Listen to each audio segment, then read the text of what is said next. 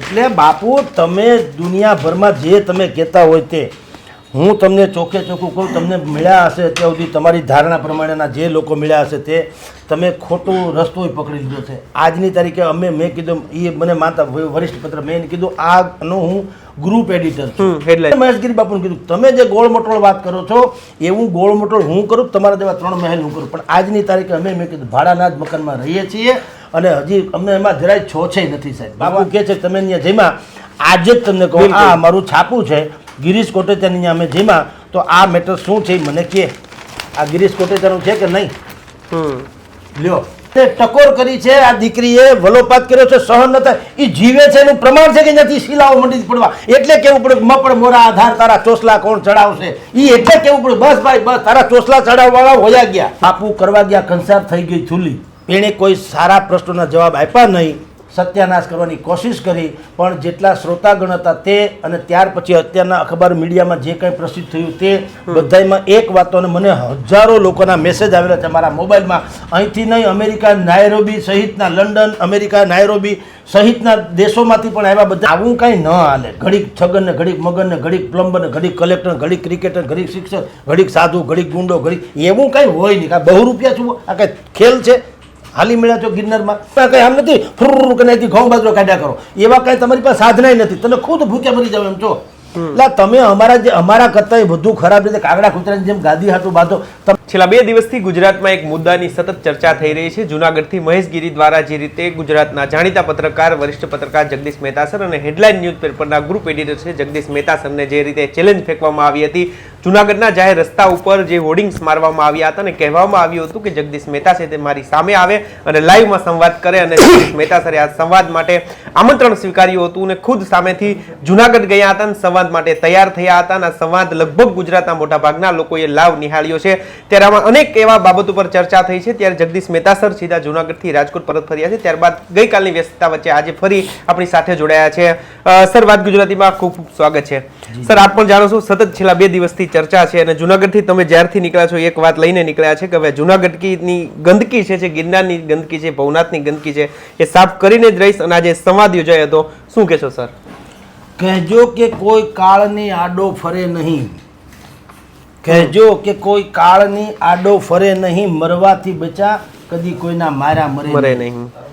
મહેશગીરી બાપુને એવી ભ્રમણા હતી કે જે લેખકો લખતા હોય છે આમ નોલેજેબલ પર્સન તો છે એટલે એને એમ ખબર હતી કે જે લેખકો લખતા હોય છે ત્યારે લખતી વખતે એની પાસે અનેક પ્રકારના સંદર્ભો હોય છે એટલે લખાણ સારું લાગે. પણ સારું લખી શકે એ સારું બોલી ન શકે અને મૌલિક બોલી ન શકે. લખતી વખતે તો મેં કીધું ઇધર ઉધર છે રેફરન્સીસ લઈને લખાતું હોય છે અને વાચકો એમ માને વાચકને એ પ્રોસેસની ખબર નથી હોતી. એટલે વાચક જ્યારે વાંચે કોઈ પણ વસ્તુ ત્યારે એને એમ લાગે ઓહો માણસ કેટલો વિદ્વાન છે. પણ મહેશગીરી બાપુ જેવા જે હોશિયાર લોકો હોય છે એને ખબર છે કે આ બધા રેફરન્સ લઈને લખતા હોય છે. પણ આવી જ વ્યક્તિને તમે જ્યારે મંચ ઉપર બોલાવો ત્યારે એક તો નથી એની પાસે કોઈ રેફરન્સીસ હોવાના, નથી એનું કોઈ હોમવર્ક રહેવાનું. એણે સમય પણ એવો જુઓ જવાહર ચાવડાને ત્યાં બુધવારે સવારે 9 વાગે મારે કાર્યક્રમ હતો અમારા અતિથિ વિશેષ તરીકે ત્યાં અમે એની વાર્ષિકોત્સવ પ્રસંગે. તો આગલી રાતે જ એણે હોર્ડિંગ મૂકી દીધા આખા જૂનાગઢમાં જગદીશ મહેતા હાલ્યા હોય એના જેવો રણટંકાર બરાબર સત્યનો ફલાણાનો.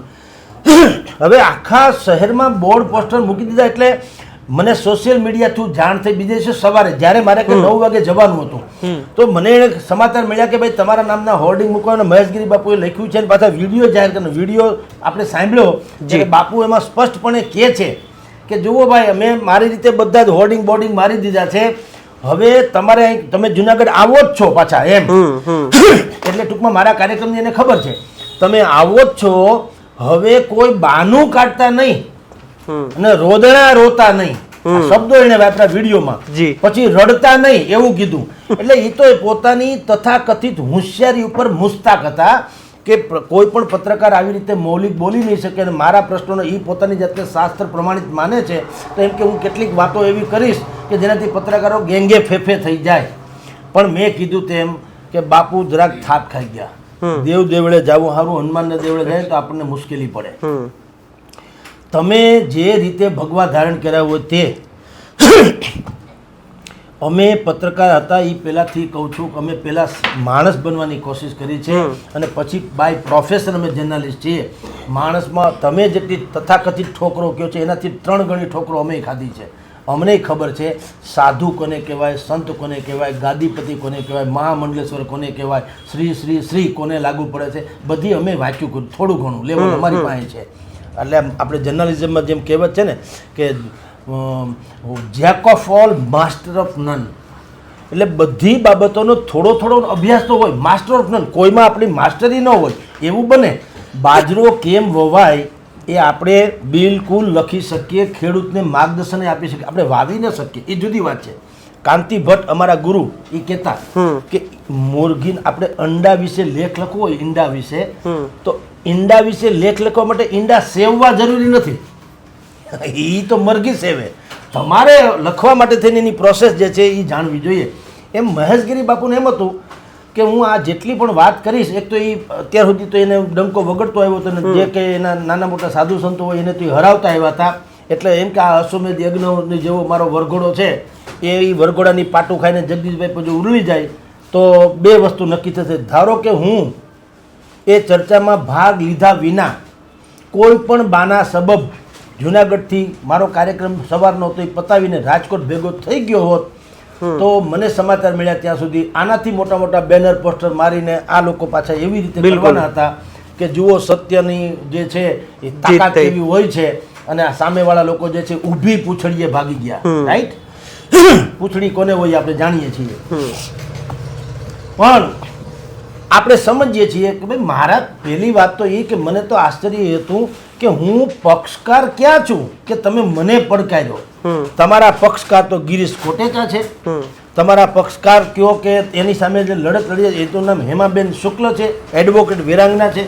તમારા પક્ષકાર તો કિન્નર આચાર્ય છે જે ખાસ ખબર દૈનિકના તંત્રી છે અને ધારદાર કલમના સ્વામી છે. સૌથી પહેલું કૌભાંડ તો એણે તમારું ખોલ્યું છે અને આજની તારીખે એમાં અવ્વલ છે, હજી દગ્યા નથી. તમે 30 વર્ષ સુધી 25-30 વર્ષ સુધી હોટલાઇન મેગેઝિનમાં છપાયેલા કિન્નર આચાર્યના મામલે એટલે કે આ તમારું કૌભાંડ ખોલ્યું, તમે બિલકુલ ચૂપ સુકામ રહ્યા 30 વર્ષ જેવી ઘટના પછી.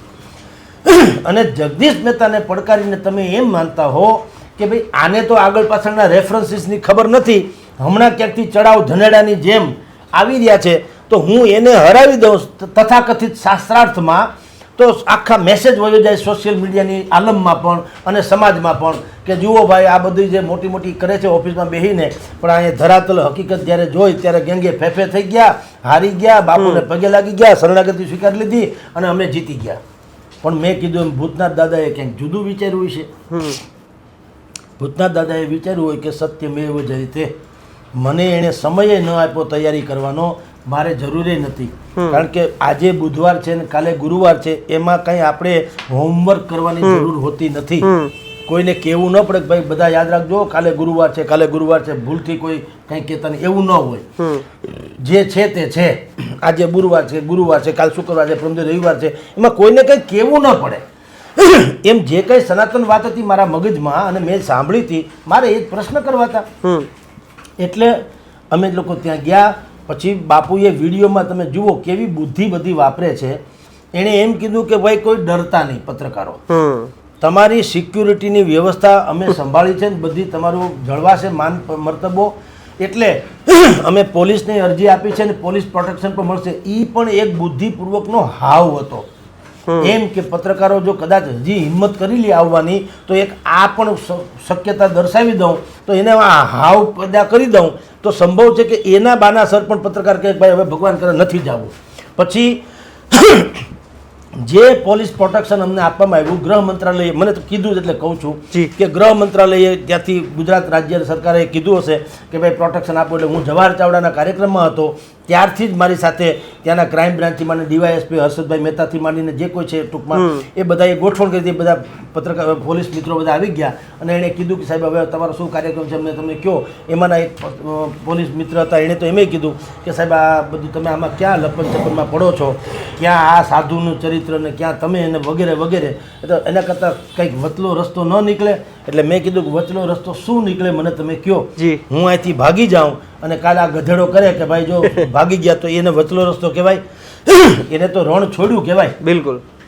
એટલે વચલો રસ્તો કાંઈ નહીં, બીજું તમે ખુદ એમ કહો છો કે આ મહેશગીરી બાપુએ આ જાહેર સમાજના કાર્યક્રમની પોલીસ મંજૂરી લીધી નથી, તો તમે તમારા હાથ કેમ બંધાયેલા છે? જો મંજૂરી નથી લીધી તો એને કહો કે મંજૂરી નથી એટલે કાર્યક્રમને મંજૂરી નહીં આપીએ, તો તમે એને કાંઈ નથી કહી શકતા. અને જ્યારે કે મેં તો કોઈ પડકાર આપ્યો જ નથી. હું તો જવાહરભાઈ ચાવડા છે આપણા મિત્ર છે, તો અમે એના કાર્યક્રમમાં જતા હતા, બાળકોના કાર્યક્રમમાં. તો અમારો તો આ કોઈ એજન્ડા હતો નહીં. અમે નહોતું કીધું હું જુનાગઢ આવું છું, મહેશગીરી બાપુ તમે હાલ આવજો, અમે પડકાર ફેંક્યો હોય તો ઠીક છે. અમારે કંઈ એવું હોય નહીં. પત્રકારને કોઈ પક્ષ હોતો જ નથી સિવાય કે સત્યનો પક્ષ, સિવાય કે નિષ્પક્ષ. અમે આજે આ લખ્યું છે, કાલે મેં ત્યાંય કીધું કે રશિયામાં યુક્રેનમાં બે ઝઘડો હાલે છે. આપણે રોજ છાપામાં લખીએ છીએ ને કે આણે મિસાઇલ ઠોકીને ઓલા એ મિસાઇલ આના ઘરમાં માર્યું, કે અમારી પાસે કોઈ પુરાવો માંગે છે? પુરાવો અમારી પાસે મિસાઇલનો અમારી પાસે છે કંઈ? એક સ્પેર પાર્ટ કે જો આ મિસાઇલનો સ્પેર પાર્ટ જો આ ભાગ્યું હતું, લા ભાઈ આ ઉપર છે ચલી આતી બધું હોય છે હોય છે. રાહુલ ગાંધી આક્ષેપ કરે છે નરેન્દ્ર મોદી ઉપર, આપણે લખીએ છીએ કે નહીં? નરેન્દ્ર મોદીને જવાબ આપણે લખીએ છીએ કે નહીં? તો પુરાવો તો છે નહીં, એ ગધેડો કરે થાય છે તો આપણે લખીએ છીએ. એટલે એને કીધું, મેં પોલીસને કીધું કે તમે વિચાર કરો, મેં તો કોઈ એજન્ડા નથી અમારો, મેં કોઈ પડકાર ફેંકો નથી, અને મને શું કામ ફેંકવો જોઈએ? ફેંકે ગિરીશ કોટેચાને, બોલાવે એને મંચ ઉપર, અને આમ ખબર પડી જાય જે હોય તે બોલાવે. હેમાબેન શુક્લને, વિરાંગના છે, એડવોકેટ છે, ખાનખાના દુનિયા બના, એ તો બાકાયદા બધું લડે છે. એને પાછું આની જો હેમા એ બેનને એટલા માટે લઉં, નહીં તો છે તો વકીલ, પણ એને કોઈ ગાદી પચાવી નથી, એ કોઈ પક્ષકાર નથી, એને કોઈ, એ તો સંસારિક વ્યક્તિ છે. એણે સરકારી પરિભાષામાં જેટલા ઇન્ડિયન પિનલ કોડની કલમ હોય છે ટાંકીને લખ્યું છે મહેશગીરી બાપુ અથવા તો એના જે તથાકથિત મળતિયા છે એ કેટલા અપરાધમાં છે. અહીંયા રાજકોટની ગોકુલ હોસ્પિટલમાં રાતના 2:30 વાગે આવીને તમે જ્યારે બધા સહી સિક્કા લઈ ગયા છો, એ કેટલું ખતરનાક કૃત્ય છે.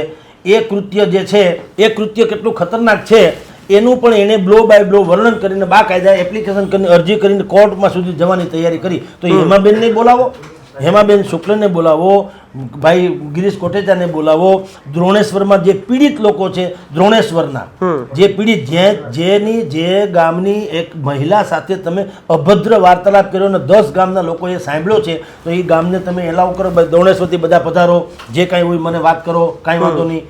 એક પ્રોફેસર કક્ષાની વિપ્ર મહિલા છે, બેન છે, દીકરી છે, એની સાથે તમે જે દુરાચાર કર્યો છે અથવા તો તમે એની સાથે અભદ્ર વર્તન કર્યું છે, બોલાવો એ બેનને.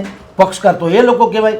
પછી જે તનસુખગીરી બાપુ જેની ગાદી, એ લોકોનો આક્ષેપ છે તમે પચાવી પડી, તમારો આક્ષેપ જે હોય તે, તો બોલાવો એના છોકરાને, તનસુખગીરી બાપુના છોકરા કે જે કોઈ એના વારસદારો છે બોલાવો, અને 5 સંતોને બોલાવો જે આમાં ઓથોરાઇઝ હોય છે. તમે મને ભગવાપુર જગદીશાનંદજી બાપુ એમ ના હાલે. આમાં જે ઓથોરાઇઝ હોય એવા 5 સંતોને બોલાવો કે જુઓ ભાઈ મારી ચાદર વિધિ, એમાં આમાં નિયમ પ્રમાણે આ બંધારણમાં લખ્યું છે, માની લો છગન મગનભાઈ હોવા જોઈએ, આ ભાઈ છગન, આ ભાઈ મગન, અને જુઓ મારી ચાદર વિધિ થઈ છે, આ નીતિ નિયમ પ્રમાણે થઈ છે, તો અમને ક્યાં કઈ વાંધો છે? પક્ષકાર તો એ બધા છે. મેં કીધું એને બોલાવો છે. જગદીશ મહેતા ક્યાં આવ્યા? હું તો યાર સામાન્ય પત્રકાર છું. મેં કીધું તમારે આવી 5-5, 10-10 ગાદીઓ છે ને કરોડો રૂપિયામાં આલોટો છો. અમે કીધું અમે ભાડાના મકાનમાં રહીએ છીએ, અમારી પાસે પાવલું નથી, તો તમે અમને કેમ અડફેટે લીધા? અમે સિમ્પલ માણસ છીએ. અમે તો જે હતી વાત કરી, એ નૈતિક વાત એની રીતે રહી. એણે કીધું સાહેબ હવે એ તો છોડો, અમે જાણીએ તમે આ સાધુના ગલે ક્યાં પડો, પણ હવે જે થાય તમારે ત્યાં જવું, તમારે સુરક્ષા વધારવી પડશે એમ કરીને સુરક્ષા સાથે અમે અહીંયા ગયા. ભવનાથમાં અમે મંદિરમાં હાર તોરા કર્યા ભૂતનાથ મહાદેવને, અને ઈશ્વરની કૃપા થઈ, સંવાદ થયો. સંવાદમાં જેટલા પણ અમારા પ્રશ્નો હતા, મને 2-5 પ્રશ્નો અમે, પછી ભાઈ ન્યૂઝ રૂમવાળા જે કિશનભાઈ ને દીક્ષિતભાઈ, એણે પણ આકરા પ્રશ્નો બધા કર્યા. એ પ્રશ્નોના જવાબ સીધી રીતે આપવાના બદલે એટલી બધી ઉલઝનમાં એણે નાખી દે, એટલી બધી ફિલોસોફી બુદ્ધિપૂર્વકની વાતો કરી, અને કેટલીક એવી ટેકનાલિટીવાળી વાતો કરી. સુખડ સંપ્રદાયને ચોટી ગુરુ બંધુ ને ફલાણા બંધુ ને એવું બધું કર્યું, જેમાં ન પ્રજાને ટપ્પો પડે ન આપણને ટપ્પો પડે. અને એક સમયે તો એવા એમ બોલીને હાવી થઈ ગયા હતા કે તમને કાંઈ ખબર પડતી નથી, તમારો વાંક છે, તમારું જે બાકી પ્રથા છે એમ, તો એમ કરીને એણે 2-4 શબ્દો બોલ્યા કે બોલો આનો અર્થ તમને ખબર છે, આનો અર્થ તમને ખબર છે. એટલે ઓલા લોકોએ તાળીઓ પાડી, હા બાપુ જીતી ગયા. મેં એને કીધું ઉભા રહ્યો ભાઈ, એમ તો તમે જો બહુ કહો છો, આ તમારો વિષય છે એટલે એ અમારો વિષય નથી, ખબર નથી. હાલો હવે હું તમને કહું કે અમારા છાપાની દુનિયામાં પ્રિએમ્બલ છે, પ્રિએમ્બલ એટલે હું મને તમે કહો, હેડિંગ એટલે હું મને કહો, સબ હેડિંગ એટલે શું મને તમે કહો, બોટમ સ્ટોરી એટલે શું મને કહો, લીડ સ્ટોરી એટલે મને તમે કહો શું કહો, એસાઇનમેન્ટ એટલે શું મને તમે કહો, એક્સ્ટ્રા ઓર્ડિનરી એટલે શું, અંડર કરંટ એટલે શું મને કહો, કરંટ ટોપિક એટલે શું મને કહો લ્યો. હવે તમને કંઈ ખબર નથી કારણ કે એ તમારો સબ્જેક્ટ નથી, આ તમારો સબ્જેક્ટ નથી, એમાં અમને ખબર નથી, એમાં તમે ફાંકા ફતરી છે ને એમાં તાળીઓ નહીં પડાવવાની કહું. એ દરેકનો પોતપોતાનો વિષય હોય છે એટલે એમાં બીજો માણસને ખબર નથી એટલે કે તમે હાંડ નથી જતા. એટલે મારા પ્રશ્ન આપો છે જવાબ કીધું તો કાંઈ બોલ્યા નહીં. પછી મેં એને કીધું કે હો વાતની એક વાત સુષ્મા સ્વરાજજીએ પણ કીધું તો એક વખત સંસદમાં કે સામાન્ય રીતે ન્યાયતંત્ર ઉપર કાંઈ બોલાતું નથી હોતું, સામાન્ય રીતે એમ માનીએ છીએ કે એનાથી ઉપર કાંઈ છે નહીં. પણ એક વખત એણે કીધું હતું ન્યાય से भी नीति महान होती है योर ऑनर. ન્યાય से भी નીતિ, કારણ કે ન્યાય તો એવું છે આપણે ત્યાં કેટલાય ખૂનના આરોપી નથી છૂટી જતા એટલે હું ઓલો મરી ગયો જીવતો થઈ જાય. તમે વિચાર કરો, તમે પુરાવાના અભાવે તમે એને છોડી દો એટલે મરી ગયો જે માણસ એ જીવતો થઈ જાય, એના કુટુંબને મળી જાય પાછો હાલો ભાઈ આ ભાઈ નિર્દોષ છૂટી ગયા ને ઓલા ભાઈ ઓલા પાછા લઈ આવો ભાઈ આલ્યો આ તમારા બાપા મરી ગયા હતા એવું છે. એ તો મરી ગયા, એ તમે તમારો પાપ તમે જે કાળા ધોળા કર્યા એ છૂટી ગયો જુદી વાત છે, પણ માણસ તો મરી ગયો કે નહીં. તો નીતિ શું કહે છે જેણે જેની હત્યા કરી છે એની સજા મળવી જોઈએ. જ્યાં સુધી એ ન થાય ત્યાં સુધી ન્યાય ન કહેવાય, એ નિર્ણય કહેવાય. સુષ્મા સ્વરાજજીનું વાક્ય હતું કે હમારી અદાલતો મેં ન્યાય કમ નિર્ણય જ્યાદા હોતે हैं. ઓન રેકોર્ડ છે ન્યાય કમ નિર્ણય જ્યાદા હોતે हैं. એમ બાપુને એમ કે હવે હું ખેલ નાખું એટલે આગળ એ બધા ભૂરકી સાથે બીજા સાંભળવાળા તો ઈશ્વરની કૃપા હતી એમાં તો કંઈ હતું નહીં. તો એમ કે આગળ આ લોકોને હરવી દેશે એટલે મને 5-15 એને શબ્દો નાખ્યા એની સામે મેં તમને આગળ કીધું એમ કીધું. પછી મેં બાપુને કીધું બાપુ હો વાત નહીં એક વાત, તમે એટલા મોટા સગવડિયા ધર્મગુરુ છો, તમને તમારા તમામ જે લીલા છે એને તમે બુદ્ધિપૂર્વકના પરંપરાનો ઢાંચો કે એને આયામ આપી દો છો. તમે ઘડી કેમ કહો છો કે હું સંત, ઘડી કહો કે હું નેતા, ત્યાં બરમુડા પહેરીને ફરો તો કે હું રજા લઈને ગયો તો અમારામાં ઢીકણા પરંપરા છે આવી રજા લેવાની. એટલે મેં એને કીધું ઘડીક કલેક્ટર ને ઘડીક પ્રિન્સિપાલ ને ઘડીક પ્લમ્બર ને આવું હોય ક્યાંય ડીંડક. આજે હું શિક્ષક છું કાલે હું ત્રાસવાદી છું પ્રમદી પાછો હોનાનો રૂપાળો થઈ જાય એવો ડખો તમારી ત્યાં જ્યાં હોય ત્યાં. નીતિ એમ કે છે અમારી ત્યાં સોરઠ પરંપરામાં તો એવું નીતિ કે છે ખૂંદી તો ધરતી ખમે વાઢી ખમે વંદરાય, વેણ કમેણ તો સંત ખમે જેમ સાયરા નીર સમાય. અહીંયા તો સંતો એવા પેદા થયા છે ભભૂતિ લગાવનારા કે હું જઈને એમ કહું કે હે પ્રભુ સંતને અહીંયા જઈને કહો શામજી ભગતને ગીગા બાપુને એ જ હતા ને સત્તાધારમાં કોઢ નીકળ્યો હોય કે જીવડા પડ્યા હોય એવા માણસોને તે દિવસે દવાખાના હતા નહીં, વાહન વ્યવહારની વ્યવસ્થા હતી નહીં. કોક માળી આવીને એને એમ કહે કે ભાઈ મારા છોકરાને જુઓના શીળા નીકળ્યા છે, શીતળા નીકળ્યા છે, કોઢ નીકળ્યો છે, બીજા ગુમડા થયા છે, આનું શું કરવું? સાહેબ ઇતિહાસના પાને દર્દ છે એ લોકોએ પોતાની જીભથી ચાટીને તમારા રોગ દૂર કર્યા છે. એની ગાદીના તપ હજી બોલે છે. તો તમે સંત એવા હોવા જોઈએ. મેં કીધું ભાઈને મહેશગીરી બાપુને તમે કોઈ ચમત્કાર કરી બતાવો તો મને કહો. તમે શેના સાધુ મને તમે કહો. સાધુ શું કોઈ ડિગ્રી છે? સાધુ કોઈ કક્ષા છે ભણતરની કે ભાઈ 10 ધોરણ ભણ્યા પછી સાધુ એમ હોય? સાધુ એટલે હું જે સંસારી ન કરી શકે તે સાધુ કરે એ તમે સાધુ. જ્યાં જ્યાં દુનિયાની હદ પૂરી થાય લૌકિક ત્યાંથી અલૌકિક વિશ્વ શરૂ થાય. ચોટીલા, કનકાઈ, બાણે, સતાદા, તુલસીશ્યામ આ બધામાં લોકો શું કામ જાય છે? તમારા કોઈનું પાવલું આવ્યું નથી તથાકથિત ભણેલા ગણેલાના ડૉક્ટરથી માંડીને બધાયનું તમે હૂડ કાઢ્યું, સત્યાનાશ વાળી નાખ્યું. એટલે અમે માવતો ત્યાં જઈએ છીએ કે હે પરમાત્મા હવે તું કંઈક દયા કરતો થાય. અને એ શ્રદ્ધા હશે તો જ અત્યારે હાલે છે ને બધું, કરોડો લોકો માને છે ને. એમ તમે સાધુ થયા છો તમે અને તમારી જેટલી પણ ટોળકી અત્યારે 100-150 જણા છે મેં કીધું એમાં જેટલા પવિત્ર હશે એ બહાર આવી જવાના, ફટકડી નાખવાના છીએ મેં હમણાં કે બધા કચરો હેઠો બેસી જાય નિર્મળ ઉપર રહે. પણ જેટલા છે તમે મને બતાવો કીધું તમે શું ચમત્કાર બતાવ્યો મને કહો. તમે કઈ રીતે સમાજને ઉપયોગી છે તમે મને કહો. તમે એમ નહીં કહેતા કે અન્નક્ષેત્ર તો ભક્તોને કારણે ચાલુ છે સાહેબ. અન્નક્ષેત્ર તમારે કારણે જો ભક્તો ન આપે ને પૈસા તમે ભૂખે મરી જાઓ ગેરંટી. તમે તમારી પાસે કંઈ આમ નથી ફુર કરીને ઘઉં બાજરો કાઢ્યા કરો એવા કાંઈ તમારી પાસે સાધનાય નથી, તમે ખુદ ભૂખે મરી જાવ એમ છો. એટલે તમે અમારા કરતાં વધુ ખરાબ રીતે કાગડા કૂતરાની જેમ ગાદી હાથું બાંધો. તમને એવી કેમ બુદ્ધિ નથી હોતી? મહેશગીરી બાપુને કહો કે તમે એમ કહો કે ભાઈ આ ભૂતના તારે જોઈએ છે છગન મંગલ ફલાણી અંબાજી તારે કોઈ વાંધો નહીં, તું તારે લઈ જા મજા કર. મારું તપ જોજો, હું જ્યાં બેસીશ ત્યાં અઠે દ્વારકા. કારણ કે તમારામાં સત હોય તો ને. બજરંગદાસ બાપુએ એમ નહોતું કીધું કે મને કોઈ પૈસા તમે ત્યાં જગ્યા આપી દો. ગામમાં કયું ગામ છે સીતારામ બગદાણા. બગદાણામાં એને પ્લોટ નતો મેં મને બગદાણામાં એ જ્યાં બાપુ બેહે ને ત્યાં રોડ થાય સરકાર એમ ન કે તમે કાળવા ચોકમાં આવો કાળવા ચોક વડે રોડ ન્યા કાઢવો પડે ગમે એમ કરે હું કામ એ ભભૂત લગાવેલો જણ છે એનામાં કંઈક પડ્યું છે સરકારે ઘોડી વળીને હરપા કાઢ તો હરપા કાઢ પણ રોડ કરવો પડે બિલકુલ. બાપા સુધી શું કામ એ છે એવું તત્વ એટલે બિલકુલ. તો તમે એટલે કે મહેશગીરી બાપુને કહો તમે અને તમારા જેવા કોણે કોનું હું ભલું કરી દીધું મને તમે કહો તમે પાડાની જેમ ખાઈ પીને મજા કરો સોરી એવું ના હાલે કીધું એ હવે નથી વાત એ વાત પૂરી થઈ ગઈ તમારી કંઈક ઉપયોગિતા તો હોવી જોઈએ સમાજમાં તમે શાસ્ત્રાર્થ કરતા નથી અમારું યૌવન ભટકે છે શિષ્ય અમારા જે શિશુઓ બાળકો છે એના સંસ્કારનું ક્યાંય છાંટો અહીંયા મળતો નથી શિક્ષણ ખરાબ છે તમારી પાસે કોઈ ગુરુકુલ પ્રથા છે તમારી પાસે કોઈ શિક્ષણની વ્યવસ્થા છે તમે પહેલા જમાનામાં પોલીસ ક્યાં હતા સાધુ જ તો પોલીસ હતા સંસારની રખોપું કોણ કરતા હતા સાધુ ચરિત્ર લોકો કાંઈક પણ કોઈ દુરાચાર કરે કે કંઈક ખરાબ કરે કોઈ ફરાણા મારશે હો ભાઈ બાપુ આવીને ખીજાશે બાપુ તમને ખીજાશે કોઈ ઋષિ મુનિ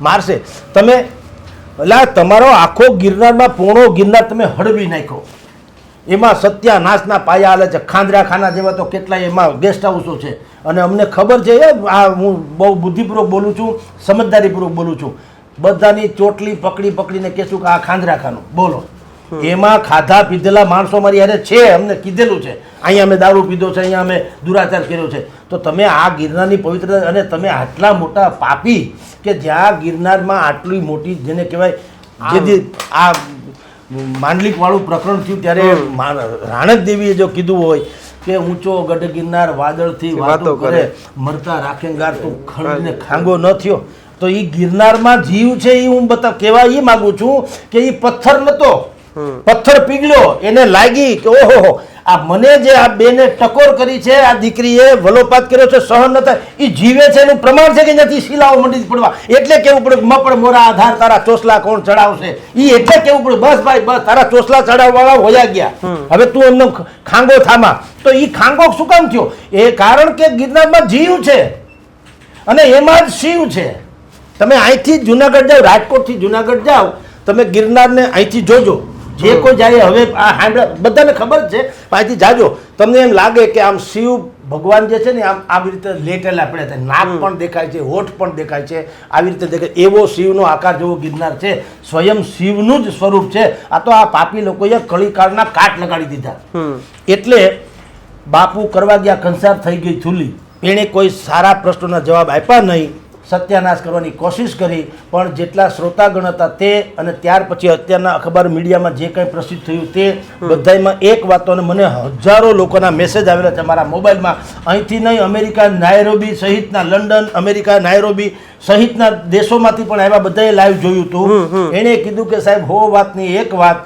અત્યારે હું તમને એટલું રિઝલ્ટ આપું કે આ બાપુએ ગોળ ગોળ જવાબ આપીને વાત ટાળવાની કોશિશ કરી છે એકેય પ્રશ્નનો સીધો જવાબ આપ્યો નથી આ વાત કન્ફર્મ છે અને બીજું એને એવું વાત હતી મગજમાં કે એને કોઈ શાસ્ત્રાર્થમાં યા તો હરાવી ન શકે યા એની સામે કોઈ ઉતરી ન શકે કમસે કમ એ ભ્રમ પણ ભાંગી ગયો હવે આ મુહિમ ચાલુ રહેશે તો અમે તમારી સાથે છીએ તો સરવાળે આટલી વાત છે મહેશગીરી બાપુ જેવા જેટલા પણ લોકોએ હજી પણ તમને કહું છું અગ્નિ પરીક્ષામાંથી પાસ થયા વગર અત્યારે ધૂણી દેખાવીને ભલે બેઠા હોય હું નથી માનતો કે લાંબો સમય સુધી બેસી શકે જી સર સંવાદ દરમિયાન સૌથી વધુ આપ 2 થી 3 વખત બોલ્યા હતા કે ભાઈ મારે કોઈ તમારી સાથે દુશ્મના વાત નથી કે તમે કોઈ મારા દોસ્ત નથી તમે કોઈ દુશ્મન નથી કે બીજા કોઈ મારા દોસ્ત છે એવું પણ નથી કાલ સવારે તમારું સારું હશે તો પણ હું છાપીશ અને ખરાબ હશે તે પણ હું છાપીશ સૌથી મહત્વની વાત સર તમે એ પણ કરી હતી કે ભાઈ અત્યારે હું ગ્રુપ એડિટર છું દારૂ તો કંઈ પણ કરી શકું પરંતુ આજની તારીખે હું ભાડાના મકાનમાં રહું છું એ અંગે શું કહેશો સર એમાં એવું છે કે આ લોકોની એક માન્યતા હશે ખબર નહીં ક્યાંથી એનામાં પ્રગટી હશે એ રાજા રામ જાણે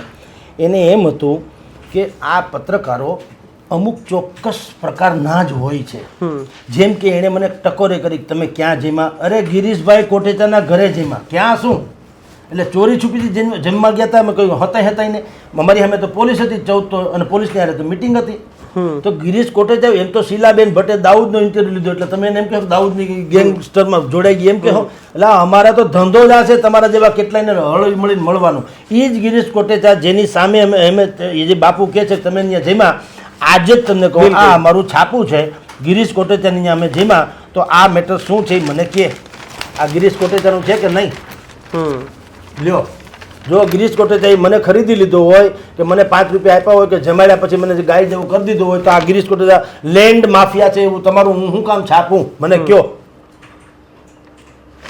એટલે બાપુ તમે દુનિયાભરમાં જે તમે કહેતા હોય તે હું તમને ચોખ્ખે ચોખ્ખું કહું, તમને મળ્યા હશે અત્યાર સુધી તમારી ધારણા પ્રમાણેના જે લોકો મળ્યા હશે તે તમે ખોટું રસ્તો પકડી લીધો છે. આજની તારીખે મેં કીધું એ મને માતા વરિષ્ઠ પત્ર મેં કીધું આનો હું ગ્રુપ એડિટર છું હેડલાઇન ન્યૂઝના, રાઈટ. અમદાવાદ, વડોદરા, સુરત, મુંબઈથી જે ભવિષ્યમાં આવૃત્તિ બહાર પડવાની છે બધી મારા અંડરમાં બહાર પડવાની છે. જી. મારો પગાર એવું તો હું ધારું કાળા ધોળા જે તમે કહો છો મને નથી આવડતું એવું નથી.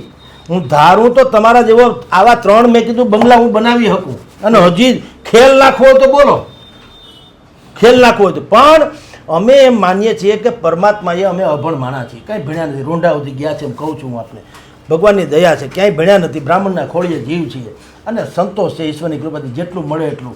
તો અમે અમારા ઓલામાં રાજી છીએ અને હું એમ માનું છું કે પરમાત્માએ કમસે કમ આપણને આ હદે આવી પોસ્ટ આપી છે કે આપણે 5 લોકોને કંઈ કહી શકીએ એમ છે. નહીતર આપણું ખુદનું કોઈ ભોજ્યોભાઈ સાંભળે નહીં, આપણને કોઈ ગરવા દે નહીં. ભાઈ આ આશ્રમમાં જે અત્યારે અમારા તથાકથિત સન્માન થાય કે અમે સંવાદ ક્યાં દર્શનની ટાઈમ લાઈનમાં હોય તો કોઈ ઊભા ન દે એવા અમારી સામાન્ય માણસ છીએ અમે. પણ ઈશ્વરે જો એ તક આપી છે તો અમને એમ થાય કે ભગવાને એમ કીધું જો ભાઈ મેં તારામાં કંઈ હતું કે નહીં, मैं थोड़ू तने आटलू आप्यु छे, अब तू ईश्वर फिर क्या करता है, फिर देता नहीं है, फिर देखता है. ईश्वर तमने મને સર્જન કરીને મોકલે ને પછી દેતા જે દેવો તો એણે મને આટલું જ વાત આપી. ભાઈ ધીરુભાઈ અંબાણીને પણ 2 જ આંખ છે અને 2 જ કાન હતા અને 2 જ હાથ હતા. ધીરુભાઈ અંબાણીને 100 હાથ નતા. એણે જેને જે દેવું તે બધું દઈ દીધું. પછી ફિર वो देखता है मैं क्या करता हूँ. મેં તને સર્જન કરીને મોકલો છે, હવે તું શું કરે છે મારે જોવું છે. આપણે એ ફિલોસોફી છે, એ ફિલોસોફીમાં માનીએ છીએ કે ભગવાને આપણને આવી તક આપી છે વાયા મીડિયા પણ, તો બેટર વે કે આપણે થાય એટલું. આપણે કોઈ દાવો નથી હો કે આપણે બહુ પવિત્ર, આપણે તો સામાન્ય માણસ, આપણે તો કંઈક નાને મોટા આપણે કોઈ ભૂલ કે ચૂક હોઈ શકે. પણ હું તો એમ કહું છું કે ભગવાને આ તક આપી છે તો થાય એટલું સારું કરવામાં શું વાંધો છે. એટલે મેં મહેશગીરી બાપુને કીધું તમે જે ગોળ મટોળ વાત કરો છો એવું ગોળ મટોળ હું કરું, તમારા જેવા 3 મહેલ હું કરું. પણ આજની તારીખે મેં કીધું ભાડાના જ મકાનમાં રહીએ છીએ અને હજી અમને એમાં જરાય છોછે નથી સાહેબ. ભગવાન અમને જેમ સુખનો રોટલો ખાઈએ કે જો લાઇટ બંધ કરો, આમ સ્વિચ બંધ કરો લાઇટ બંધ થઈ જાય, એમ હજી અમે આટલી ઉપાધિને દુનિયાભરની આટલું બધું પળોજણ કરીએ છીએ. પણ અમે આમ લાઇટ બંધ થાય જેમ એવી રીતના હોઈએ કે એક સેકન્ડ. એનું કારણ શું છે કે તમારે જેવી ખોટી ઉપાધિ લઈને નથી ભરતા. તમને દ્રોણેશ્વરથી ભાગવું પડ્યું, તમારે દિલ્હીથી ભાગવું પડ્યું, તમારે અંબાજીમાં ડખો થયો, તમારા ભૂતનાથમાં ડખો હાલે છે, તમારા બીજા એક ગામમાં તમે જમીન કંઈક લેન્ડ ગ્રેબિંગ કરી એવો કેસ બેન એમાં બેને કીધું છે. જ્યાં જઈને તમારા જ કૌભાંડ શું કામ, તમામ નદી તમને જ કામ મળે. તમે ક્યાંક તો તમારું કંઈક સારું હોવું જોઈએ, તમારું ચારેકોર સત્યાના શું કામ થાય છે. એટલે ક્યાંક આપણા આયનામાં જોવું જોઈએ. બસ યહી ભૂલ યા તો યહી वो मैं करता रहा. ગાલિબનો એક શેર છે કે બસ યહી મેં પૂરી જિંદગી કરતા रहा ગલતી, મતલબ કે ધૂળ ચહેરે પરથી ઓર આઈના સાફ કરતા રહ્યા. તમારા ચહેરા ઉપરની ધૂળ છે એ તમે નથી જોતા. તમે અરીસા સાફ કરે, અરીસો સાફ કરે, તમારી ધૂળ નહીં ઉડે. તમારે સ્વયં એટલે બાપુએ પાછા પોતે કે છે, પોતે પાછા ઇન્ટ્રો જ્યારે એ પાછા કહે છે કે મારાથી ભૂતકાળમાં જે ભૂલો થઈ ગઈ છે તમે એને અપરાધ ભલે માનો પણ જે કાંઈ થયું છે તો તમે કર્યું તો છે જ. તો મેં એને કીધું કે એવા ગાદીપતિ અમારે નથી જોતા જેને દાગદાર હોય. તમે છોડો યાર, બીજા કોઈ પવિત્ર નથી. તમને એવો ઢઢિયો શું છે કે તમે જ સંત હો, તમે સાધુ જ થયા છો તો સાધુનો ગુજરાતી શું હોય તો તમારે કંઈ મોહ નામની ચીજ તો હોય જ નહીં. તમારે 2 ટુકડા ખાવાના છે, તમે એક જગ્યાએ બેસી જાઓ સાધનામાં, તમને 2 ટુકડા મળી રહેશે. પણ તમારે તો એ કહેવાતી ભૂલોને બુદ્ધિપૂર્વકને છાવરી અને અત્યારે હાંડ થઈને ફરવું છે મર્સિડીઝ ગાડીમાં. અને હજી તમને જો કાલ હવે ક્યાંકથી ટિકિટ ન કરીને મળી જાય તો તમે વળી પાછા ઇન્ટરવેલ લઈ લેવો. તો આવું કાંઈ ન હાલે. ઘડીક છગનને, ઘડીક મગનને, ઘડીક પ્લમ્બરને, ઘડીક કલેક્ટર, ઘડીક ક્રિકેટર, ઘડીક શિક્ષક, ઘડીક સાધુ, ઘડીક ગુંડો, ઘડીક એવું કાંઈ હોય નહીં. કાંઈ 2 રૂપિયા છું આ કાંઈ ખેલ છે, હાલી મળ્યા છો ગિરનારમાં. એટલે મેં એને કીધું કે આ બધું તમે ખોટું કર્યું બાપુ. અને હજી લખી રાખો આ જે આપણો જે સંવાદ યોજો એમાં તમે મીડિયા ટ્રાયલ કરીને જીતવા માગતા હતા, તમને કહી દઉં આ તમે પલિતો ચાપ્યો છે હાથે કરીને. અને એ પલિતો ચાપ્યો છે એટલે અમારી હવે ફરજ બને કે જેટલા લોકો આવા દુરાચાર્ય છે એને અમારે ઉઘાડા પાડવા પડશે, જેથી કરીને ભાવિક બનતા. અમારું કોઈ ઈગો અહમ નથી, ન થાય તો ભગવાન જેને જેમ કર્યા એ ભોગવશે. પણ અમારી ફરજ છે એટલે અમે આ કરીશું. કારણ કે અમારે કારણે આ જે સુધી નહીં થાય તો હજારો લાખો બેન દીકરી જે ત્યાં જાય છે બધાને સંત મહાત્માની મૂર્તિ માનીને એની હારે કાંઈ પણ ખોટું થઈ શકે એટલે એ ન થાય એટલે અમારે આ કોશિશ કરવાની રહી. જી ખૂબ ખૂબ આભાર સર અમારી સાથે જોડાયા. તો આ હતા હેડલાઇન ન્યૂઝના ગ્રુપ એડિટર અને વરિષ્ઠ પત્રકાર જગદીશ મહેતા સર. જે રીતે સરે વાત કરી છે કે તેમનું કર્મ છે તે પોતાનું કામ કરી રહ્યા છે, સાથે જ તેમણે જે રીતે વાત કરી કે જૂનાગઢની ગંદકી છે તે સાફ કરવાની નેમ સાથે નીકળ્યા છે ને તે યથાવત રહેશે. તો અત્યારે બસ આટલું જ. ફરી મળીશું વાત ગુજરાતી પર.